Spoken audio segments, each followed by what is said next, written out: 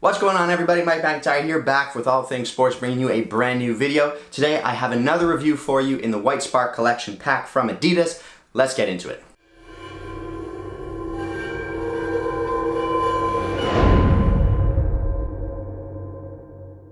Alright guys, thanks for stopping by as always. Mike McIntyre, all things sports, brand new video. Please check out those first links down below in the description to support the store and the channel and the membership option and all of that stuff. Please subscribe. We want to get this channel bigger. Hit the like button. It really helps the video out. And let's get into the review of these brand new Copas. Now, I've done a review of the CopaSense, but I actually haven't done a review of the 0.1 versions yet. These are the first ones I'm reviewing with laces. So let's check them out. The Copa has always been a funny kind of offering in Adidas' lineup to me. The Predator and the X are definitely the two big ones, and now that the Nemesis is gone, we only have 3 boots from Adidas, and the Copa has always felt a little bit strange to me, but I think they're doing their best to try and refine it. But let's check out this CopaSense 0.1 in the box. Because it's a 0.1, there are no extras, and it's a relatively boring, just lid style box that we get. We'll take the boots out. Here's number 1 and number 2. There we have it, the new CopaSense 0.1 in the new Whitespark pack colorway from Adidas. Now, this is a unique boot. It's got a lot of waves and curves and all kinds of stuff going on over it. It's kind of a unique upper, if you will. It kind of reminds me of their Kanga Light upper from Nike, and Adidas used to call theirs the, what did they call it? The Hyper Skin or something like that? I forget what they called it, but the Predator LZ had it, and it was this hybrid material between synthetic and leather. Adidas calls it Fusion Skin now. It's basically the same idea, so it really does have that kind of Kanga Light feel from Nike and that, you know, faux leather that Adidas used to make on their old Predators. So it's nothing relatively new. I guess it's just a different offering this time around with all of these waves and textures and different feelings that you get in the upper itself. So quickly, the colorway again is that white, gray, and orange. I think it comes together quite well. I like when Adidas or Nike or the big brands do these packs that have the same colors throughout all of their boots. The upper again is made from Fusion Skin. So like we said, so it's this kind of hybrid material of traditional leather and synthetic. Because they've got all kinds of textures and waves going on the upper, it does feel a little bit thicker than one might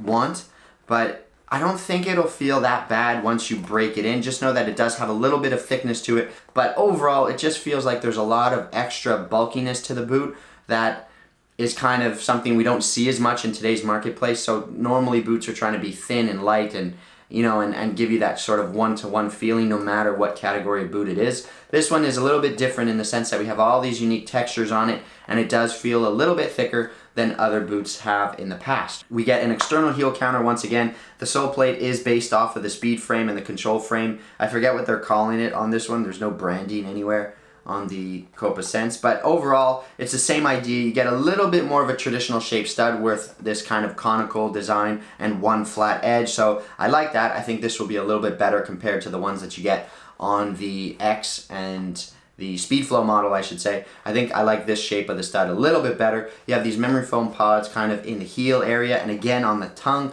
trying to give you a little bit of extra comfort, I suppose, when pulling the laces tight. And that's pretty much it for the upper. It does have a little bit of stiffness to it from right out of the box. Again, I think that's down to the fact that this upper is just a little bit thicker than, uppers that we see today, even compared to the Legend. This is kind of the same idea as the Nike Tiempo Legend, but that one just feels a little bit thinner overall and a little bit more flexible. We'll have to see how this thing feels on feet. So let's head over to the turf and talk about fit and feel. Alright guys, so there's a first look at the Adidas CopaSense 0.1 on feet. And right away, I'm a little bit disappointed. These don't fit me very well. You could probably see it on camera. You can see the way the tongue is super stretched. It's almost like my foot is kind of exploding out of the sides.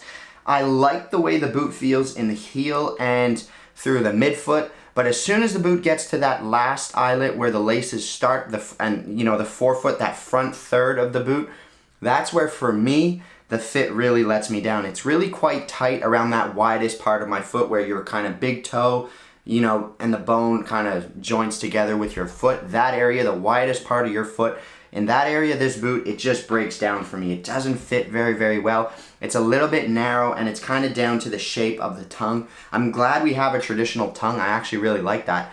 But because it has this curvature to it again, it's a little bit narrow down where the laces begin, down at that top of your, toe box area. But in terms of overall shape of the boot, I think if you have the right foot type, you could get into these. I think you need a kind of average width foot to fit into these well. They do feel a little bit long to me too. This is one of the first times where I'm gonna say Adidas is a little bit off with their sizing. It could be just because I'm not able to get my foot all the way into the boot because of that lack of width. I feel like they're running a little bit long, so I'd actually go down half a size if I were to purchase these for myself. But again, I just can't get my foot all the way into it because of that narrowness of that forefoot and that toe box area. So for me, it really doesn't fit well. It's not a boot that I would buy. That's pretty much it for my review and on-feet look at the CopaSense.1. Let's send it back to the desk and wrap the video up. So there you have it, guys. There's my review of the CopaSense.1. The Fusion Skin is a nice idea. I like the fact that Adidas are offering something different on this model compared to their other two Ztylos. I think it's a good concept overall. I'm just not sure about the execution of this one. I'm not sure how it comes together. Again, I like this part of the boot. From here back, it fits well. But from here forward, it breaks down for me. It's really narrow around this part of the boot right here. It just doesn't wrap my foot well enough. And again, those extra kind of curves and waves and stuff that you see in the upper do add a little bit of extra bulkiness to it. And it just doesn't quite come together for me. So that's pretty much it for my review of the CopaSense.1. Let me know what you guys think down below in the comment section. Is this a boot you like and it's just me? Let me know. Please leave a like, hit the subscribe button, and I'll catch you guys in the next video. Mike McIntyre signing off for now. All things sports. Take care. Peace.